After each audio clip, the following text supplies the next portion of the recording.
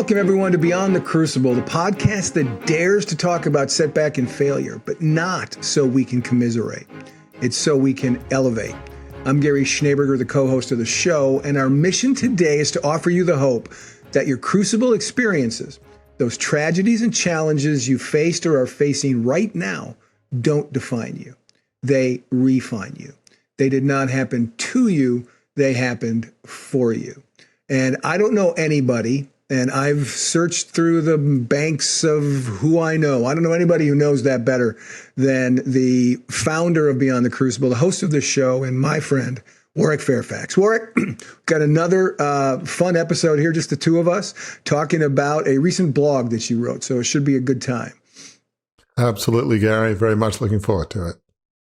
And so what we're going to talk about, listener, today is Warwick's latest blog at beyondthecrucible.com, which is called 7 Ways to Live by Your Passions, Not Others' Expectations. You may notice a theme in here.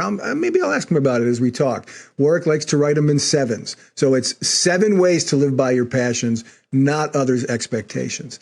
And the first place to start with this, Warwick, is why this subject? What is it that led you to write about this particular subject right now? Yeah, Gary, a lot of the times we live to please others, to make them happy. We're often told by family, friends, maybe even people at work that kind of our needs, our dreams don't matter, that to think of ourselves as somehow being selfish. And we're also told we need to be practical. So we need to be practical, we need to be selfless, we have an obligation to our family, to friends, those we work with. And so the idea that we would actually think about our own dreams, our own visions, is seen to be selfish. It seems like we're not really serving our family. And so it's almost like this guilt trip of obligation that we have this obligation to our family and to others. We need to be practical. So this dreams and vision, it can be painted as, well, you're just being selfish. Don't you care about your family, about others and what we think and our heritage? And it's interesting, Warwick, and in the same way that you talk about crucible experiences and their effect on us as we try to move beyond them, it's interesting that you're writing about this subject the way that you've just kind of explained it, because I happen to know this, listeners probably know this too, but this is kind of personal to you. You have some personal connection to this topic, right? I do. I mean, I did indeed grow up in a family where that obligation philosophy was there. And it wasn't heavy-handed, which is sort of interesting. I think listeners have heard this, but I grew up as the great-great-grandson of John Fairfax, the founder of a very large family media business. I was the 5th generation in Australia. I was expected by my parents to go into the family business and take a leading role. And so I did my undergrad degree at Oxford, like my dad and some other relatives. I worked on Wall Street, got my MBA at Harvard Business School. And ultimately, this sense of duty and obligation led me to launch a $2.25 billion takeover back in 1987. My parents felt like the company wasn't being well run along the deals of the founder. I believe that too. Ultimately, a combination of too much debt and my own youthful naivety led to the company going under into bankruptcy in late 1990 when Australia faced a big recession. But it was just this whole sense that this was my destiny, this was my duty. And so the idea that you could actually do what you wanted to and live your own hopes and dreams, that seemed very selfish and self-centered. It just seemed wrong to me. You weren't allowed to do that, at least in my case. And it's interesting because we've never talked about this part. I've never asked you this question. I've never heard you talk about it. As you look back, right, you say in the blog that it was just outside the realm of possibility that you ever would consider your own vision, your own passions, your own desires. But as you look back, can you pinpoint even though you weren't doing it at the time, can you pinpoint what might have been had you had the freedom to choose your own way, or had you felt you had that freedom? Can you pinpoint what that might have be, or is that lost to time, as so to speak? Yeah, it's an interesting question, Gary. I suppose I just wanted to be normal. I wanted to live a normal life. I didn't want to be seen as the son of Sir Warwick Fairfax, who had the same name as I did, except knighthood. Very prominent, very respected family, but it felt like living in a goldfish bowl growing up in Sydney. So I wanted a normal life where I could be what I wanted to be. And I remember there was, we all daydream about things, but I remember my parents somehow knew, I guess, the wife of J.C. Penney, and maybe I don't know, in the late 70s met her or something. She would have been in her 80s probably by then. And they gave me one of these simple books, like 80-page books about the life of, James Cash Penney, I think his name was. And just hearing about how he grew up in the West and, Colorado and Wyoming, I forget exactly where his first store was, but it was this small little town, and he had this little grocery store. And he would try to serve the needs of the people in that town, and everybody would know him, and obviously ended up, starting a whole massive chain. But I remember thinking, gosh, to have like a little store in a small little town somewhere where you'd see everybody, you could provide a service to them, to friends and neighbors. It seemed idyllic. I'm sure it wasn't idyllic. I'm sure there was, the depression and all sorts of hardships, but daydreams, you don't take account of that. But just really to be normal, some small town somewhere. I've always loved American history, so maybe somewhere in America, but just to be normal. And the funny thing is, my wife, Gail, she grew up in Northeast Ohio in a small town, Canfield, Ohio, near the Pennsylvania border.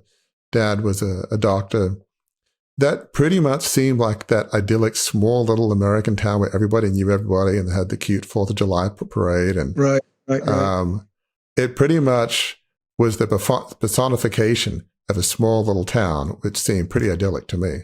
Before we get into, and as I said at the top, right, there's 7 tips, folks, that Warwick's going to go through. But before we get into that, I just want to make it clear and have you talk about it a little bit, is that what you're talking about, you just given a story about John Fairfax, $2.25 billion, big company, Oxford, Harvard Business School. It's clear, and you make a point in the blog that this isn't just something that applies to folks who have sort of a rich, deep financial legacy. This can be something that's common for all of us. These expectations that can sort of cramp out what it is that we want to do. Absolutely, Gary. I mean, obviously, few people grow up in the kind of background that I did. But there's often a lot of pressures. Maybe a mom or dad was a doctor or a lawyer, and they have some ins, let's say, with being a lawyer. They can get you into their practice or somebody else. And there's this sense of, be practical, you can get a good living doing this. And so just the idea that I just want to do what I want to do, you might want to be a sculptor, musician, a school teacher, maybe like if you're a good writer, people will often say, well, go be a lawyer, because that's very helpful. If you're good at communicating and writing, then you might say, but I want to write poems or short stories. Where's the money in writing poems or short stories? It's probably not going to be there. You'll probably live an impoverished life. But I guess, and people will say, we need to be practical. Okay, come on, you got to have a family and support a family, how are you going to do that being a poet? Be a lawyer. Come on, be sensible. Right. And obviously we should take account of those differences, but I feel like it's our life. If we don't want to be a lawyer just because we're good at writing, that's our choice. Now, there are consequences to that, like lower income, but, I feel like we should be able to do what we want to do, not just be practical and don't be selfish to do what you want to do, make your parents proud, be a lawyer, be a doctor. It's, I get where other folks are coming from, but it's really not up to them. It's up to us. What you've just been saying strikes something that from my own experience, that's, I think, informative to this conversation. And that is, I hadn't thought about this in a long time, but when I was graduating from high school, my older brother, Jeff, who was on his way to becoming, he was a car salesman, and he pioneered the idea of auto malls, and he did, he was chugging along to make money. And I wanted to be first a teacher, and then I wanted to be a writer. And I've become a writer. And he wrote me, I still have the card work that he wrote me. He wrote me a graduation card in which he said, no matter what you do, be sure it pays a lot of money, because life is out to, mess with the little guy, or however that worked. And that did indeed weigh on me. It didn't change the direction I took, but it didn't really even give me pause, but there was that loving pressure in some ways, right? He was he was speaking from his values and what he thought would be a benefit to me. But if I would have pursued selling cars, oh my goodness, Warwick, I would be dead man walking, right? I mean, that's not who I am. So this really strikes home, right? Not just for you, it strikes home for me. And I have a much more, a far different background, as we've talked many times before. Well, and just on that point, Gary, you could have said, well, maybe Jeff will end up earning more money than I will. I don't know. Who's to say? Right. But it's like, is that going to change the course of my life? And let me go sell cars just so I can make more money. You made the decision. Look, I respect my brother, but I don't know what life's going to hold for me, but I'm not going to make decisions just based on, what can get me the most money, right? You intuitively, it may have weighed on you, but it didn't change the course of your life, if that makes sense. Yeah. I mean, to get back to the title of the blog, right? I found a way to live by my passions, not others' expectations, or even others' wants, others' desires, others' advice. So that's why this blog really does apply to so many different, to everybody in its own unique way. So let's move on and get into these 7 points, because one of the great things about the blogs that you write, Warwick, and if, I've said before, I wouldn't just kind of do puffery for you. If I didn't think it, I wouldn't say it. But one of the things I love about the blogs that you do is that it doesn't just say, here's the problem, right? The problem is, don't let other people's expectations drive your vision. You don't stop there. You offer now then tips, things you can do to make sure that that's not the life that you end up living and very, very likely not being happy with. So the first of the 7 points I'd love to hear you talk about, and it's a great reminder for folks. The first words of point 1 is, first, it's your life. Unpack that a little bit about how important it is to remember this is our life we're talking about. Well, it is your life. It's not your mother's, your father's, brothers, sisters, cousins, grandparents, friends, co-workers. It is your life. From my perspective, we have the God-given right to pursue our dreams, our calling. We designed a certain way. We have certain passions. So, we should live in light of who we were meant to be. We're imbued with certain design. We have passions that grow over time. It's not wrong. It's not selfish to be who you are. So if somebody says that's selfish or it's not practical, and from my perspective, that's just wrong. That's wrong. Right. We have every right to be who we are and, live our life in light of our values, our calling, our passion, our design. That's not wrong. And I will unpack some other tips, but you got to lean into that and respectfully say to mom or dad or whoever, look, I respect what you're saying, but no, I don't want to do that. That is a reality in many people's upbringing. If you tread a path that's different than everybody else in your family, sometimes it'll be supported, often it won't be, because it makes them feel potentially bad about themselves. So psychology is not always our friend, unfortunately. So it's a real issue for many people. Yeah, and I'll, from my own story again, I'll give a sort of a positive angle on that. That is, right, I didn't become a car salesman. I didn't look about making all the money like my brother said to me, but I went into journalism. I was a writer, and I was a reporter. And my mom who passed away before she got to see. I've written 4 books. She didn't get a chance to see those, but she got to see me as a journalist. She subscribed to every paper in all the cities I lived in, Warwick, and she had those delivered to her house in Kenosha, Wisconsin, and she drove around with those papers in the front seat of her car. So if she bumped into friends, she could say, "Look at what my son did." To the point that even when I stopped being a reporter and became an editor and my name wasn't showing up on stories, she still did that, even though there was nothing to show them. There was nothing like, Gary edited this story. It didn't say edited by Gary Schneeberger. It just was a story that I was working on. So to your point, how can that be selfish? How can that be wrong? Many times as you do pursue those things, it can be something that your family, they see how it brings you alive, and that's a good thing. And that certainly has been my story, for sure. The second point, Warwick, in the blog that you have at beyondthecrucible.com is to examine why we feel obligated to please others.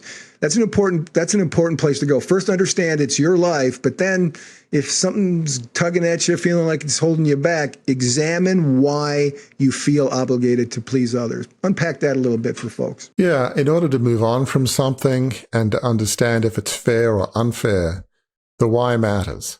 So, we might feel obligated to please our family or friends, and sometimes maybe our family have unfulfilled dreams. Maybe we have a family member that wish they could go to college, but sometimes there are circumstances that intervene. In fact, I think in the case of J.C. Penney, he was going to go to college, but his dad died fairly young, and as often happens, he felt like he had to make money to help support his family and mother and all that. And so that's reality. Well, sometimes adverse circumstances happen, and I don't know, you've got these unfulfilled dreams and you want your kids to live out those dreams. That can be good or bad, but that's often not very helpful. Or maybe they feel like their legacy depends on what we do. Maybe they're sort of first-generation Americans, immigrants, and it's like, look, you've got to go to college, you've got to be a doctor or a lawyer because that's why we came to America, to live the American dream. And it's like, well, yeah, but I want to be a carpenter. I want to be a builder. I just love working with my hands.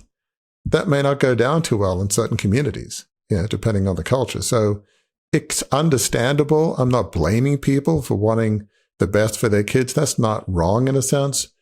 But, living our lives based on obligation or making our parents or others happy, that's not right. I mean, they have the right to pursue their dreams. Well, so do you, whether their intentions are good or bad. And sometimes they might be good. They want the best for their kids. So go to law school, go to medical school. So, well, thanks, Mom or Dad, but I don't think I want to do that. You're not letting them down by being who you are. That may disappoint them, but so, the why matters of why we feel obligated to please others, understanding that, maybe forgiving them that, understanding is the first steps towards forgiveness. And they hopefully over time will come on board with who you are. But if they don't, that's not on you. Yeah. And this would be a good time to say that the blog is absolutely written to individuals who don't live your life by the expectations of others. I would say that also in this blog, it can be read by those who maybe have those expectations to help them help their friends, children, grandchildren. Take a look at this if you might be in that position where you have children or friends or grandchildren that you might want to think you want to influence them to go a certain way. Take a look at this blog at beyondthecrucible.com because it'll give you some tips of what not to do, which I think is also very helpful in this case. And just on that point, Gary, because that's such an important point you just raised.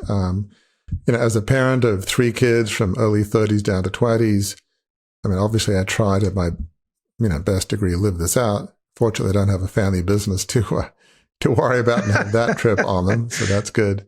But if you have kids, whether it's teenagers or older, don't you want them to be happy, to live in light of their gifting? I would say God-given gifting and their passions. We should try and encourage that. Maybe even say, hey, it looks like you really love athletics or boy, it seems like, you can sell anything to anybody. You had a lemonade stand at 5 and, raked in more money than anybody else. You have this capacity to sell. Well, great. Then, or you might be a writer or a scientist or whatever it is. I think if anything, rather than put expectations, we should encourage kids to be who they are in light of their passions. And if they say, well, that's not really it. Okay, great. As I say in coaching, you can offer a suggestion, but have a light hand. Okay. It seemed like you were good at this, but that's fine. So I think you can do the opposite and help encourage your kids in areas that really line up with their passions and their gifting. That's the opposite. So I think parents and mentors, they can actually be encouraging rather than discouraging. They can be a catalyst rather than an impediment. Right. And the points that you make in this blog are tailor-made for folks to do that, to help their own kids. Before we move on to point 3, I pulled some quotes. This is a good time, I think, to read this one. Ray Bradbury, the author, said this: "Love what you do and do what you love. Don't listen to anyone else who tells you not to do it. You do what you want, what you love. Imagination should be the center of your life." So Ray Bradbury got what it is that you're talking about here, Warwick. Third point that you talk about here is all about the dangers of playing small. Right? We've talked on this show many times about playing small. What does that mean, and why is that dangerous for folks who want to pursue their own vision for their life, not the expectations of others?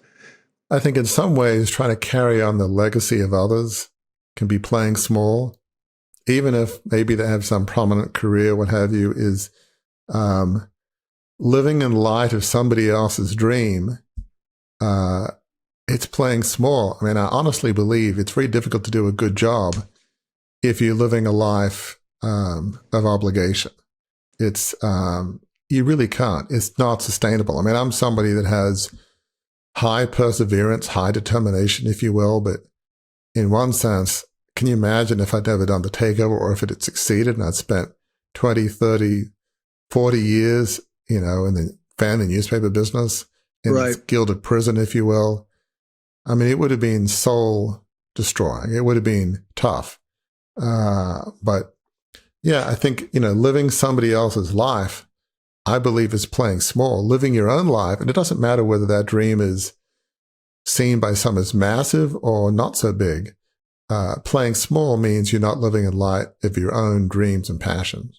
Right. I took a note somewhere, I have to find it here, when we were talking about how your story can still have really resonant points for folks, even if they haven't had Harvard Business School, Oxford, $2.25 billion family media dynasty of 150 years. And I wrote, expectations are no respecter of bank balances, right? I mean, these things all apply to your vision. Can be, you've said it so many times, it's not the size of the vision that counts, it's where the vision's coming from. The authenticity of the vision that counts is really the point that you're trying to make, I think, in this third point. The fourth point that you make here is shift your thinking. So again, I love how you sort of build one step upon the other. The dangers of playing small. Now shift your thinking. What does that mean for folks? How can they do that, and why is that important for them to do? Yeah, I mean, having kind of understood why you feel obligated, and you've made a determination not to play small by living somebody else's dream. Shifting your thinking is really about shifting it to what you're really good at, what you're passionate about. A vision that lasts will be tied to your values, your design, your passion. It'll be something that's so exciting that, you almost lay awake at night just dreaming about it, thinking about it, saying, boy, I would love to do that. That would just be so fun. I know it's not fashionable to say work can be fun, and not every day, even when you're living your vision is this wonderful, Disneyland experience.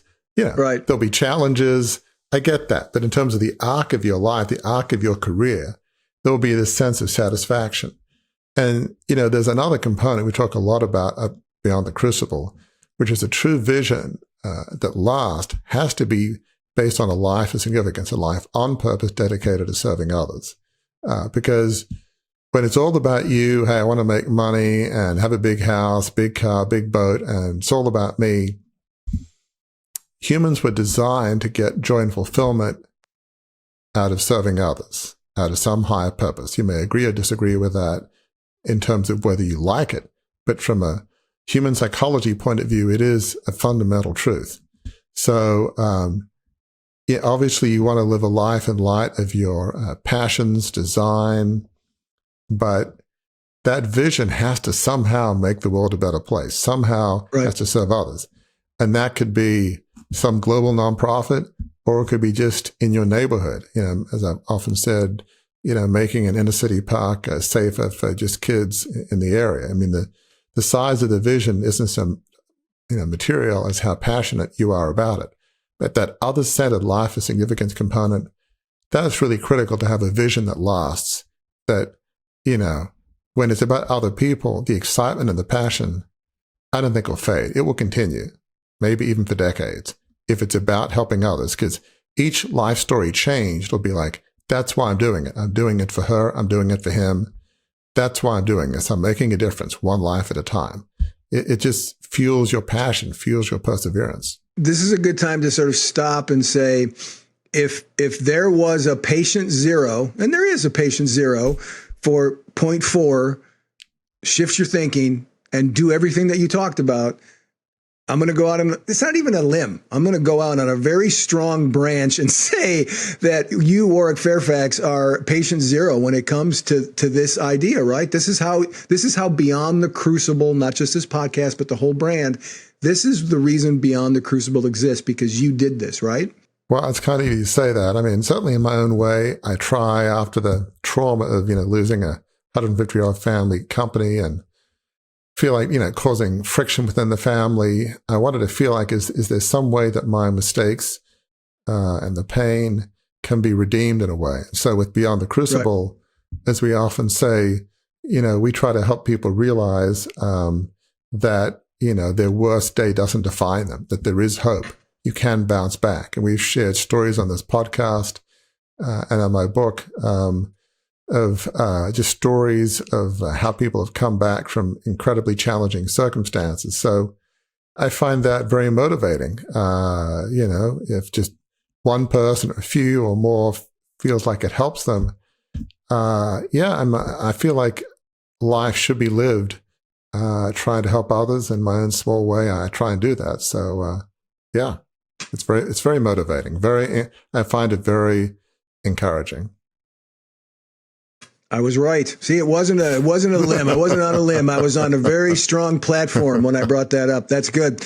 We are talking, listener, in case you've lost track here, we're talking about Warwick's new blog at beyondthecrucible.com called 7 Ways to Live by Your Passions, Not Others' Expectations. And we are on to point 5. I'll go through the first 4 points that we've gone through so far. Number 1 is, first, remember, it's your life. 2, examine why we feel obligated to please others. 3, there's dangers in thinking small.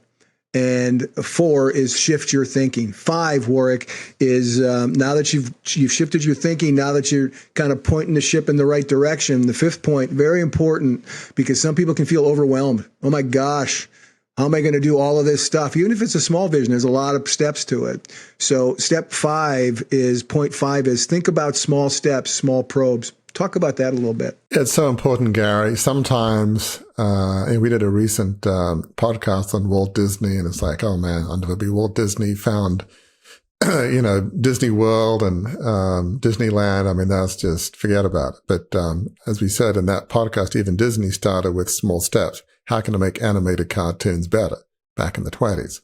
So think about small steps, small probes. You may not know what your ultimate vision is. And frankly, visions and dreams, they can grow and change, like Disney's changed from making animated cartoons a bit better to, you know, evolve into, you know, Disneyland and beyond. So sometimes you don't quite know, gosh, I don't really have a vision that's going to change the world, or I don't know about my neighborhood, but, you know, at a certain point you've got to try something. I almost would say try anything, but, you know, I'm a great believer in trusting your gut, trusting the process. What that means is you typically have an inkling, I don't know where I'm going to be in 10 years, 20 years. I don't even know about 5, but I have a feeling like this next step is the right one. Let me just try this. Doesn't mean necessarily quitting your job. Maybe it's some nonprofit on the side or some other, job, maybe part-time job, whatever it is. Just consider doing that, because ultimately by trying different things, maybe the first baby step you'll try a small probe, and that didn't work out, but eventually you'll find things. Well, I didn't like that because it didn't have A or B. Okay, great. Well, what other small probe does have A or B that the first thing didn't have? So, I guess in summary, I'd say trust yourself, trust the process. And just by way of example in my own life, and I've shared this, when I was working in, mid-90s to early 2000s at an aviation services company here in Maryland doing finance and, business analysis and, getting good performance reviews, I felt like I'm not really living in light of my design. I'm really passionate about it. I mean, it's great. I'm doing a good job. At least they think I am. But I went to a woman that was a mid-career executive coach, and she said, Warwick, you've got a great profile to be an executive coach.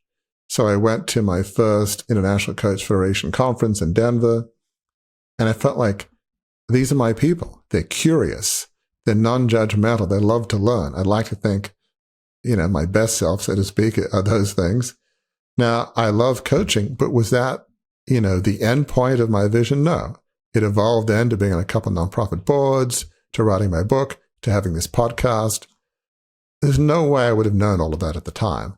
What was the first right step for me? It was to explore being an executive coach.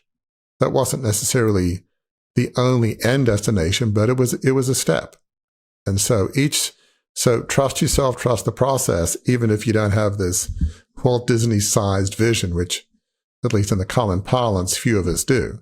But what's that next right step for you? Trust your gut. Yeah, and in the beginning, Walt Disney really didn't have a Walt Disney-sized vision either, right? I mean, exactly right. It's something that developed. And here's something that develops, listener, which is fun, is I pull quotes for episodes like this, and what Warwick was just been talking about. Here's the quote that fits perfectly with that. John Wooden, the legendary college basketball coach at UCLA, said this: "Don't give up on your dreams, or your dreams will give up on you."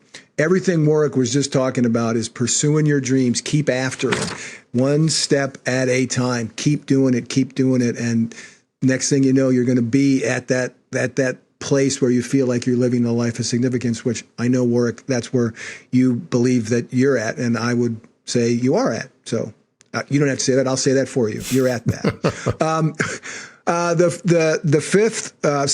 The sixth point in this blog of 7 ways to live by your passions, not others' expectations, is something that you have talked about. I don't know, maybe the fifth in the top 5 of the subjects you talk about when it comes to bouncing back from your crucibles. You talk about this. You call it here, gather your team. In other places, you've called it, get a team of fellow travelers. Why is that so critical, both to what we're talking about in the blog and generally speaking in bouncing back from your crucible? It's easy to find a team of naysayers, a team of obligation, a team of people pleasers. You might say, look, given the neighborhood we grew up in, this whole go to college thing, be a doctor, it makes no sense. Nobody from our neighborhood will do that. They don't let people like us in. I remember I went to Baylor College at Oxford that had a history of encouraging folks from all backgrounds, all over the world, all different income groups. And I remember there were a number of, young people from the north of England, which is sort of like the industrial belt of Britain. And their dads might have been coal miners. It's like people like us don't go to college. And it's like, do they even let us in? Because they had very thick accents, not sort of the upper crust, English accent, if you will. Class system, certainly in the 70s, was still, pretty big.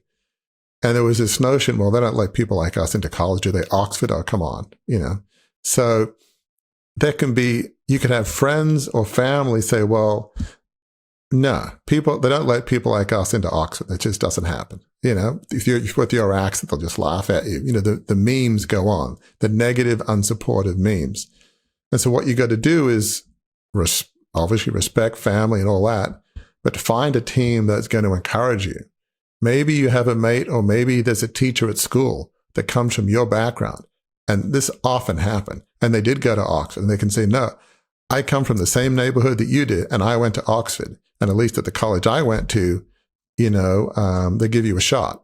And if you study hard, sky's the limit kind of thing. So you want to, whether it's mentors, friends, you want folks that will encourage you in your dreams and not push against that.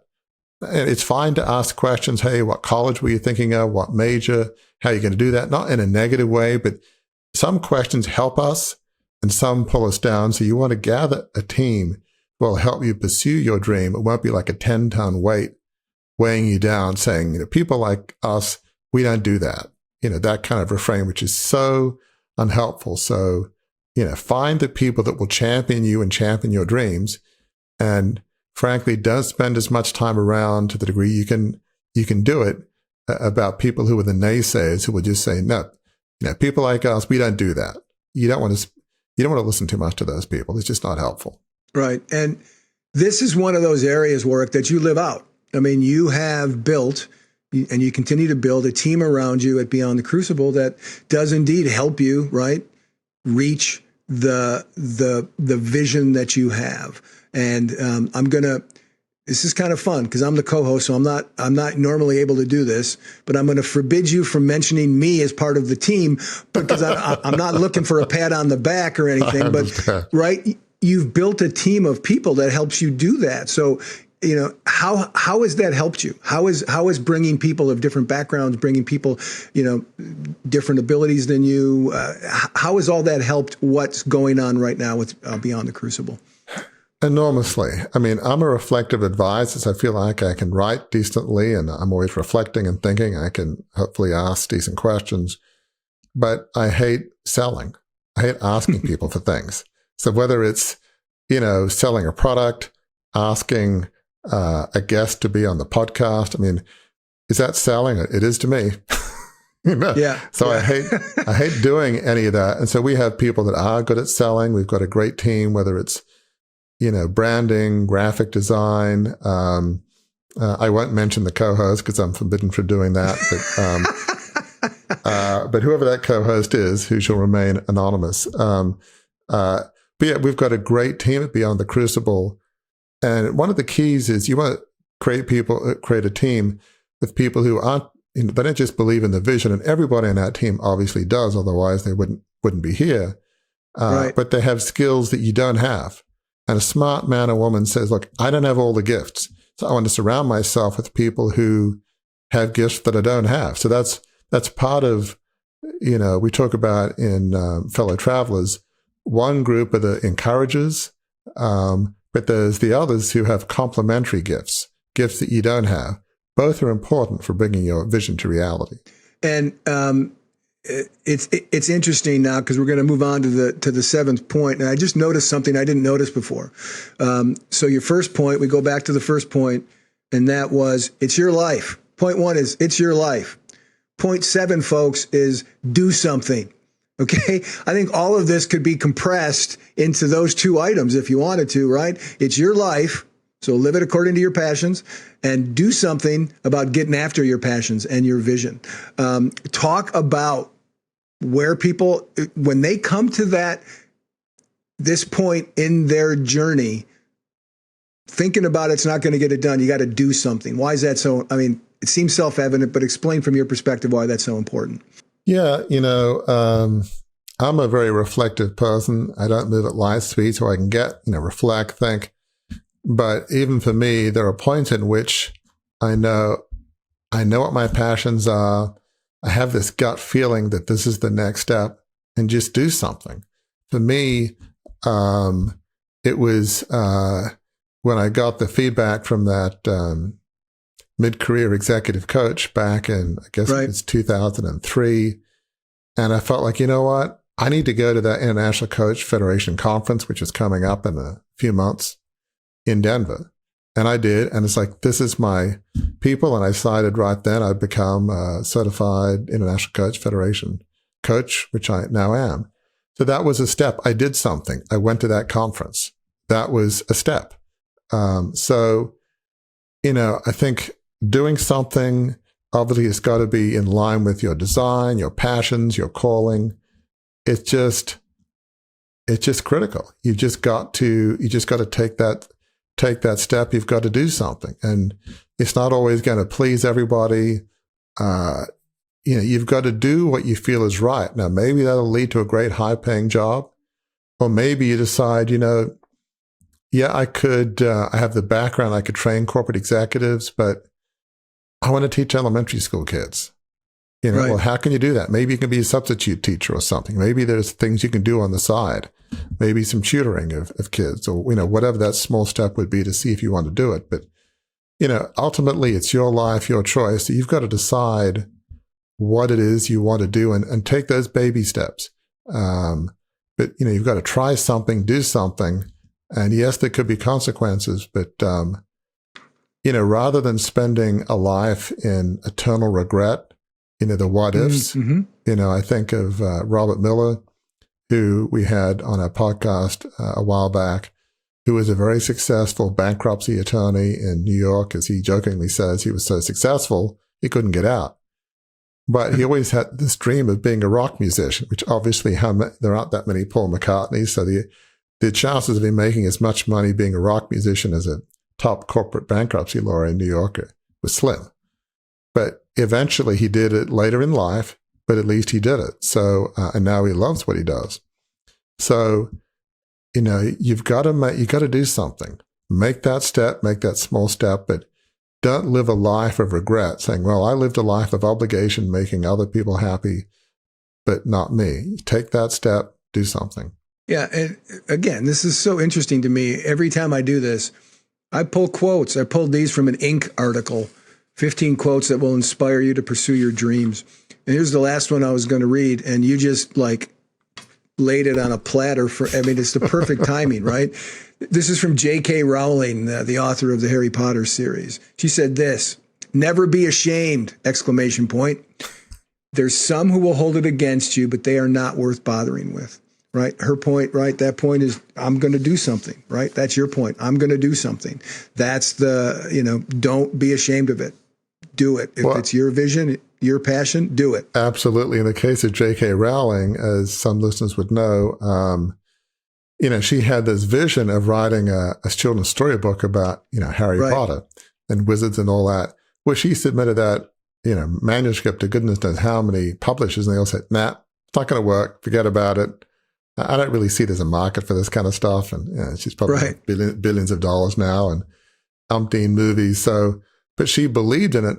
And she had I think a young daughter at the time, and she was really struggling to make ends meet. Life was dire, I think, at one point, very dire. But she had this vision and she wouldn't let it go. She knew what she wanted to do. She wanted to be a writer of children's stories, and she kept at it. Despite all the rejections. It's a great story. Yeah, and it fits in perfectly with what we're talking about here. And what we're talking about here, folks, is 7 ways to live by your passions, not others' expectations. That is Warwick's new blog at beyondthecrucible.com. And we have reached point 7 in these 7 points in the blog.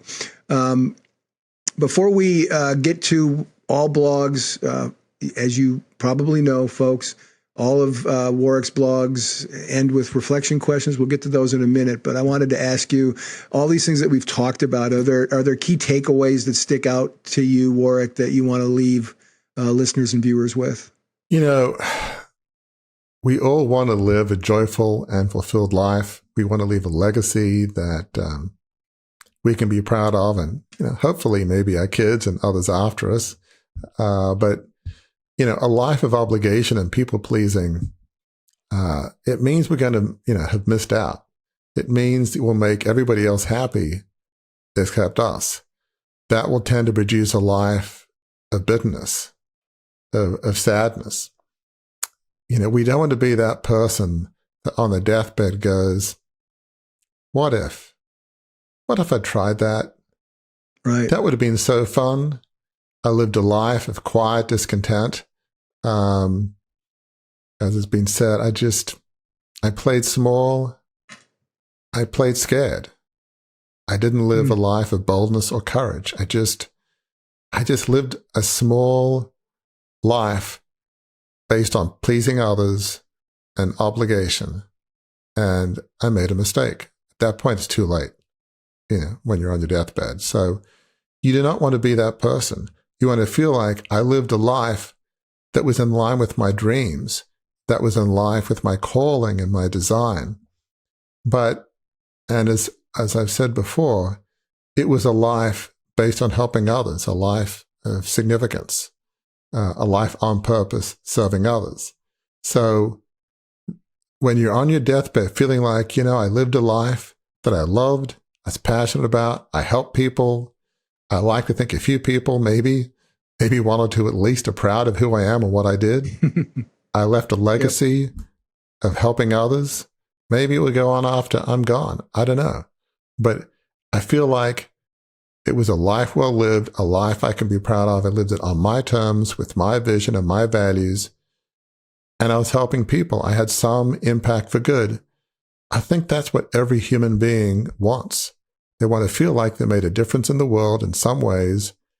And it was in line with who they are and a life they're passionate about, in line with their calling. That's what we all want. So, a lot of people talk about this. It's very true. Live your legacy today. I don't pretend that that's original, but live your legacy today. Live your dreams today. Live your vision today. Live your passions. Live your calling today. Today's the day, not tomorrow. And that leads perfectly into these reflection questions that you ended the blog with, which are things that folks who are watching and listening can reflect on, can ask themselves to help them not get to that place that you just described. First reflection question is this: why do you feel obligated to please your family, friends, and coworkers? Don't just ask yourself that question, but do something about it. Write it down, right? Get it there, ruminate on it, think about it. Don't just ask, think of the answer. Write them down. Think about them. Think about how you can overcome whatever you find there that is impeding you. The second reflection question is, what do you feel you are good at? What are you passionate about? And what change do you feel you can bring that the world needs? Even a few starting thoughts are very helpful. And again, they're more helpful if you do something with them. You write them down and you continue to kind of think through them, look for opportunities to do something with them. And that's the last of the reflection questions. I didn't even read all these beforehand, Warwick, and I knew that was going to be the last one. The last reflection question is, what first step, however small, are you going to make today? Not tomorrow, not next week. What are you going to do today to live a life in line with your calling, your dreams, and your vision? Again, think in terms of that inner sense of what next right step you should be taking today. Those questions, think them through. Yes, reflect on them. They're reflection questions. I would add, they're so important. Reflect and write it out, journal about it. Really get it out there so that you have it opened up. Don't go small here. Don't go fast here. Dig in deep here. We have come to the end, Warwick, of your latest blog called 7 Ways to Live by Your Passions, Not Others' Expectations. As always, the last word is yours if you want it. Is there anything else you'd like to say to folks who are listening and watching? Maybe reflecting on what you don't want, which we talked about, is helpful. To live a life of quiet discontent, a life of fear, where you lived others' obligations. You don't want that. You lived a life of people-pleasing. You have the God-given right to pursue your life, your way, in line with your gifting, your passions, your vision. That's like a technicolor life as opposed to a black and white life. That's sort of like the Wizard of Oz, starts in black and white and goes color. Right. You want to live a colorful life, not a dreary black and white life of obligation and people-pleasing. It's soul-crushing. It's soul-destroying. Why live a soul-crushing and life, a soul-destroying life? So I'd say you are worth it. You have, I believe, the God-given right to live a life that's serving others in some capacity, that's in line with your vision, your passions, your calling, you have the right. You have the right to do that. So today's the day. You are worth it. Live a Technicolor life, not a black and white, dreary, drab life. And that's not me judging you or anybody. It's saying you have the right to live your best life in light of your own dreams and inner calling. I have been in the communications business long enough, folks, to know when the last word on the subject's been spoken. And the last word on this subject has been spoken by the gentleman who wrote all the words that we've talked about as we've had this discussion. And normally I will do a sort of a long wind down to end the episode. I'm going to do it a little differently here. I'm going to go with this idea that there are two huge points in this blog that you can remember. And if you use those as bookends for what you get from this experience, it can help you vault beyond your crucible and lead to a vision that takes you to a life of significance. And that's this. It's your life. Number one, do something. The other bookend. Do that. Do everything that's in between those, and you will find yourself leading a life of significance. If you enjoyed this episode, learned something from it, we invite you to engage more deeply with those of us at Beyond the Crucible. Visit our website, beyondthecrucible.com, to explore a plethora of offerings to help you transform what's been broken into breakthrough. A great place to start?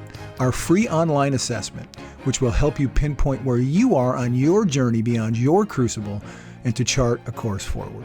See you next week.